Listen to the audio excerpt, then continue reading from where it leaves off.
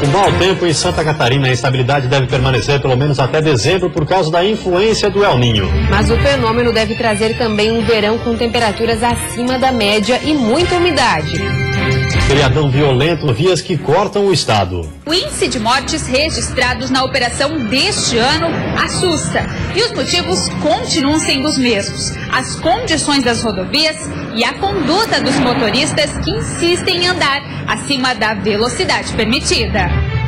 O cadastramento biométrico entra na reta final em algumas cidades. A meta é registrar 80% dos eleitores até 2016. E ainda os detalhes da rodada deste fim de semana pela Série A do Campeonato Brasileiro. Os resultados não foram nada satisfatórios para os 4 times catarinenses. Agora, Figueirense, Avaí e Chapecoense lutam para não acabarem na zona do rebaixamento. Para o Joinville, na penúltima colocação da tabela, a situação está cada vez mais complicada. O Band Cidade desta segunda-feira já está no ar.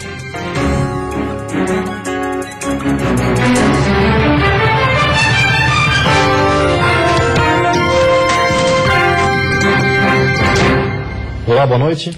Olá, boa noite. Um homem de 52 anos foi preso em Laguna, no sul do estado. Ele foi condenado por abusar sexualmente de uma menina de 3 anos em 2002. Mas durante os 13 anos em que respondeu o processo em liberdade, ele também teria abusado de uma outra menina. O homem que chora ao ser preso é Salésio Marcolino, de 52 anos. Ele foi condenado por abusar sexualmente de uma menina de apenas 3 anos de idade. O crime foi cometido em 2002, na região de Cocal do Sul, também no sul do estado. E somente 13 anos depois, a justiça condenou Salésio a 6 anos e 6 meses de prisão. Durante 10 anos, Salésio respondeu o processo em liberdade. Neste período, ele se aposentou da profissão de ferramenteiro e veio morar em Laguna, onde levava uma vida tranquila. Frequentava a igreja evangélica, onde era presbítero. Atitudes acima de qualquer suspeita. Mas enquanto ele respondia em liberdade, já em 2013, uma nova acusação contra Salésio e um outro inquérito aberto. Este pai, que prefere não mostrar o rosto, afirma que a filha de apenas 2 anos também teria sido abusada por Salésio. A menina reclamou de dores na região genital e apontou quem seria o autor. Fomos na polícia, fizemos o procedimento, eles encaminharam para o perito. O perito viu que, na verdade, existia alguma introdução, à lesão que tinha. Durante todo o processo, o pai da menina lutou sozinho para tentar comprovar a autoria do abuso contra a filha. Para isso, ele precisou mudar completamente a própria rotina e passou a acompanhar os passos de Salésio. Eu mudei toda a minha situação, profissão, tudo, situação, mudei para ir buscar onde é que ele estava. Mesmo ele sendo aposentado, ele trabalhava, com outros tipos de serviços, fazia outros tipos de serviços.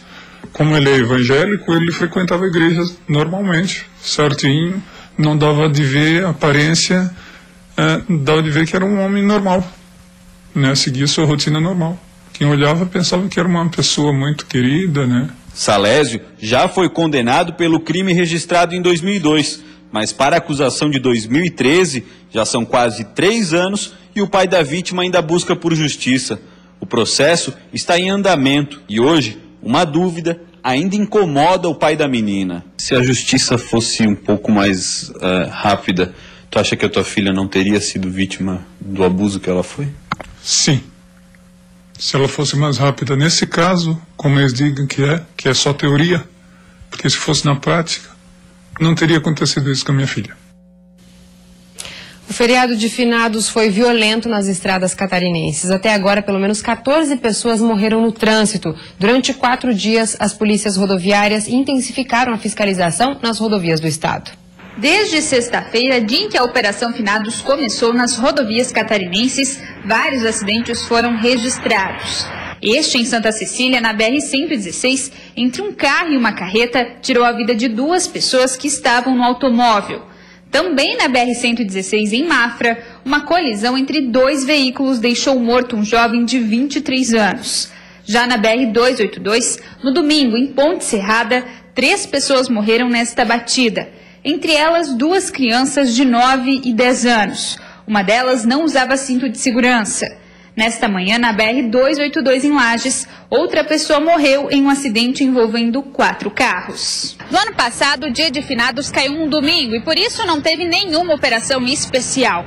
Nenhuma morte também foi registrada nas estradas. Mesmo assim, o índice de mortes registrados na operação deste ano assusta. E os motivos continuam sendo os mesmos: as condições das rodovias e a conduta dos motoristas que insistem em andar acima da velocidade permitida. Este veículo foi flagrado na BR-101 em Araquari, andando muito acima da velocidade permitida na rodovia, que é de 100 km por hora. As fiscalizações intensificadas vão continuar até a meia-noite de hoje. Na tarde desta segunda-feira, o trânsito estava movimentado na BR-282 na Serra Catarinense. O fluxo de veículos foi intenso, mas não atrapalhou a volta para casa. Já na BR-101 e 470, que liga o litoral ao vale, a previsão da PRF é que as filas se intensifiquem até as 9 horas da noite de hoje. E para quem decidir pegar a estrada à noite, os cuidados devem ser redobrados. Aquelas dicas básicas devem ser não só lembradas, mas principalmente colocadas em prática. E se chover, acenda os faróis. É uma medida de direção defensiva, ver e ser visto, que a gente pode evitar acidentes dessa forma. E as outras regras são as básicas: respeitar as normas, todo mundo utilizar o cinto de segurança e também a questão do limite de velocidade, que é bastante importante. E a seguir, homenagens e saudade. Durante todo o dia o movimento foi intenso nos cemitérios do estado. E o fim de semana prolongado levou muitos visitantes à Serra Catarinense. As pousadas registraram 70% de ocupação.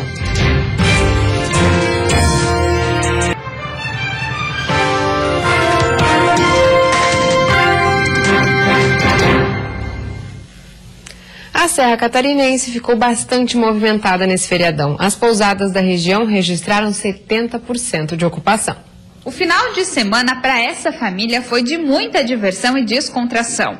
Além de curtir o clima gostoso e o sossego da região serrana, a Elisângela e o Rodinei aproveitaram mesmo, foi para curtir os filhos. Participar das brincadeiras, ir lá dar alimento para os animaizinhos, até para eles conhecerem, estar de perto, coisa que na cidade, né, que digamos assim, a gente não consegue ter essa proximidade. E vir para cá é muito bom, essa experiência de estar sentado aqui, ó, como a gente está agora, né, brincando, se divertindo e passando tempo mesmo com eles, né, criando um tempo para eles, porque como eu falei, na correria do dia a dia é difícil isso, então isso é gostoso, a gente senta junto, se diverte, brinca. E quem gostou do destino escolhido do casal foi a Lara. A filha deles aprovou o passeio. Gosta daqui?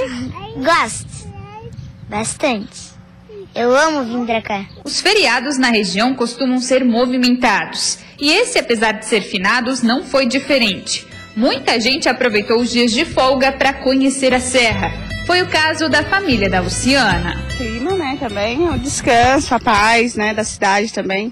Bem gostoso, o frio, porém não tá muito frio, né, tá muito chuvoso, mas tá muito gostoso. Já gostei logo de cara. Estima-se que nestes 3 dias de folga as pousadas tiveram 70% de ocupação.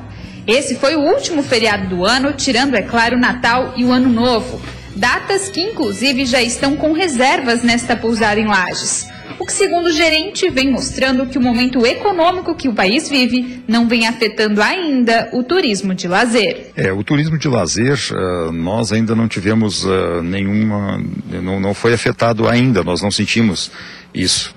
Mas o turismo de negócios, o turismo corporativo, os eventos corporativos, isso sim já teve uma pequena queda.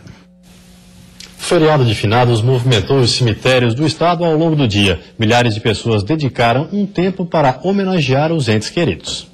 Nem mesmo a garoa fina impediu as pessoas de irem até o cemitério municipal São Francisco de Assis. Logo na entrada do local, tendas foram instaladas para a venda de flores e velas. A família do Walter há mais de 15 anos comercializa os produtos por aqui. Ano passado foi bem melhor, esse ano está bem razoável, por causa a chuva trabalhou bastante. Né? A chuva fez com que o movimento das vendas diminuísse, mas os valores dos produtos estão praticamente os mesmos do ano passado. Os comerciantes aqui criaram boas expectativas, mas essa chuva deu uma parada no começo, mas agora a chuva está diminuindo e está voltando todos os clientes. Com 90 mil metros quadrados, o cemitério São Francisco de Assis é o maior cemitério de Florianópolis. A expectativa da administração do conhecido cemitério do Itacurubi é de que 10 mil pessoas passem por aqui ao longo do dia. Seu José e Dona Valdinar chegaram logo cedo para prestar homenagens a seus entes. Naturais do Ceará e mesmo longe da família, eles costumam realizar todos os anos a mesma tradição: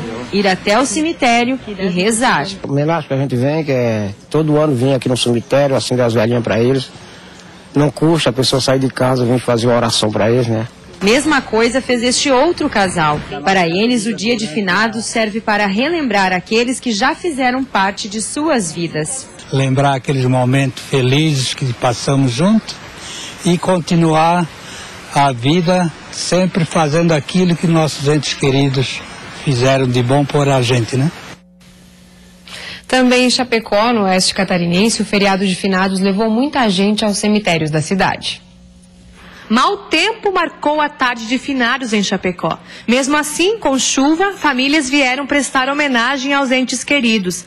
Letícia deixou para a última hora, mas veio limpar o túmulo do irmão. Apresentar a lembrança de quem já foi, a gente não pode esquecer, né? A gente está aqui em vida ainda, mas quem foi ainda é muito importante pra gente. Este casal também aproveitou o feriado para lembrar dos familiares que já foram. Essa é uma data que nos faz lembrar muito dos nossos pais, os dois falecidos, minha mãe e meu pai já faleceram, meus avós, nossa família, e também vamos reverenciar a todos os familiares mortos. A procura é grande também pelas flores na última hora. Essa empresária, dona de uma floricultura, conta que já vendeu todo o estoque. O jeito foi pegar flores de outros estabelecimentos. As vendas foram boas, né? Porque tem gente no cemitério desde o sábado, né? Sábado à tarde veio bastante gente, no domingo. E hoje veio bastante pela parte da manhã, né? Porque a chuva atrapalhou um pouco. Para este ano, a estimativa da administração municipal é que 50 mil pessoas passem pelos cemitérios municipais em Chapecó. Só este deve receber 35 mil pessoas. Hoje à tarde nos surpreendeu com essa chuva toda que está acontecendo e o movimento continua. Dona Isaura perdeu a filha num acidente de moto em 2002. Num dia como hoje, a saudade só aumenta. Olha, esse é um sentimento que a gente está sempre com ele. E a gente só acalma um pouco enquanto a gente vai visitar aquela pessoa que está ali, que já foi. Mas só que do pensamento da gente, do coração da gente, que mãe nunca mais sai.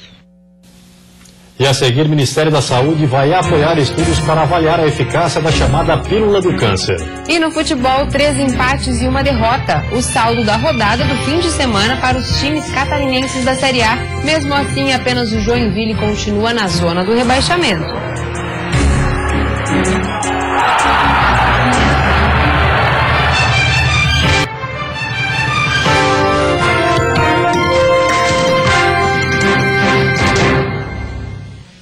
O Ministério da Saúde anunciou que vai apoiar a realização de estudos necessários para avaliar a eficácia da chamada pílula do câncer, desenvolvida por um pesquisador da USP. No Brasil, a Anvisa leva até 7 anos para aprovar novos medicamentos, tempo que muitos pacientes não têm como esperar.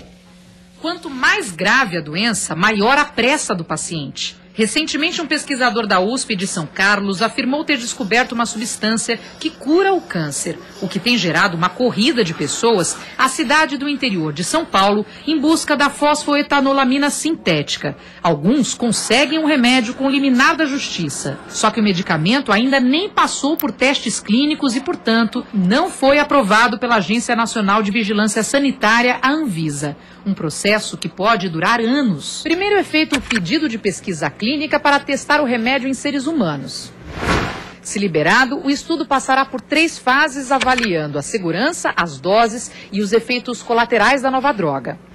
Caso o remédio seja aprovado, ele finalmente pode ir ao mercado. Só que no Brasil o processo é atrasado pela burocracia da Anvisa, que pode levar até 1 ano para avaliar o pedido de pesquisa. A FDA, agência reguladora dos Estados Unidos, leva no máximo 60 dias para analisar um pedido de pesquisa clínica. Na Europa, são 68 dias em média. É possível melhorar aumentando a eficiência dos processos de análise. Quer dizer, tem que haver análise ética e tem que haver análise metodológica da pesquisa. Agora, estas análises não podem demorar somadas mais do que 2 meses. E agora o futebol. O fim de semana não foi muito bom para os times de Santa Catarina que disputaram a Série A. Ninguém venceu, mesmo assim, apenas o Joinville continua na zona do rebaixamento. Em Campinas, a melhor chance da Ponte veio nessa cobrança de escanteio que por pouco não entrou direto. O Joinville respondeu. Anselmo de longe acertou uma pancada no travessão. Também de fora da área, Marcelinho Paraíba fez o goleirão da Ponte trabalhar. Ainda na primeira etapa, Edgar Júnior subiu livre, mas não cabeceou bem e facilitou para o Lomba. Logo no início do segundo tempo, o lateral Rudinei cruzou rasteiro para o meio da área e Guti desviou contra. 1-0 Ponte Preta. O Jack é o vice-lanterna com 30 pontos. Na ressacada, campo molhado. Em algumas chances, a poça d'água ajudou os donos da casa, como nessa oportunidade de William. Manuel pelo Cruzeiro e André Lima pelo Avaí também tiveram chances, mas não aproveitaram. Mas Rômulo, jovem da base havaiana, acertou um chutaço na gaveta sem chances para Fábio.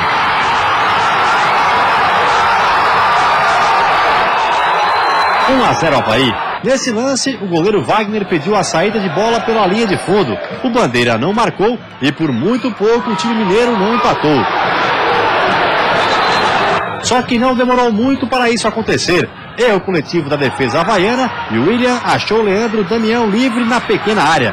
Aí o camisa 9 só teve o trabalho de empurrar para o fundo do gol. O empate forçou o Avaí a sair para o ataque. Quem chegou mais perto foi Anderson Lopes num chute de fora da área, mas Fábio conseguiu salvar o Cruzeiro e manter o 1-1 no placar. O Leão é o 16º com 35 pontos. É claro que a gente lamenta, mas a equipe na reta final está crescendo, está ficando consistente e a equipe deixou de fazer 6 pontos nesses 2 jogos. Em Curitiba, o gol do Coxa saiu na metade do primeiro tempo numa bobeada da zaga do Figueirense. Marquinhos tentou sair jogando, Juninho quase fez contra e Muralha deu um tapa na bola, mas Juan apareceu para empurrar para o fundo da rede.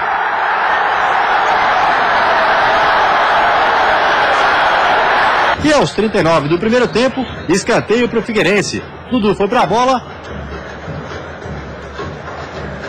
Marquinhos desviou, Leandro Silva tocou para trás, Iago bateu de fora da área e ainda teve o desvio de esquerdinha antes de entrar. Era o empate do Figueirense, que ficou na 15ª posição com 36 pontos.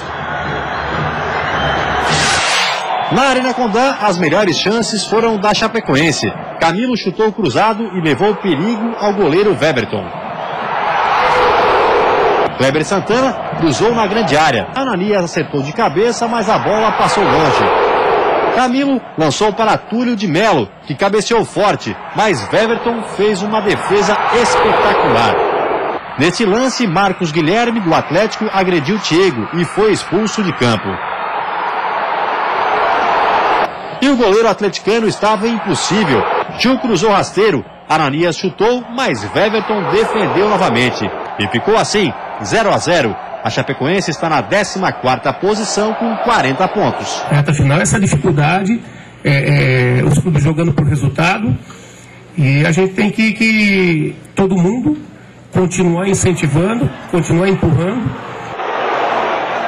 E a seguir, economia aos cofres públicos. A Prefeitura de Florianópolis passa a atender em horário diferenciado a partir de amanhã. E ainda calor acima da média. A influência do El Niño vai deixar as temperaturas ainda mais altas neste verão no estado.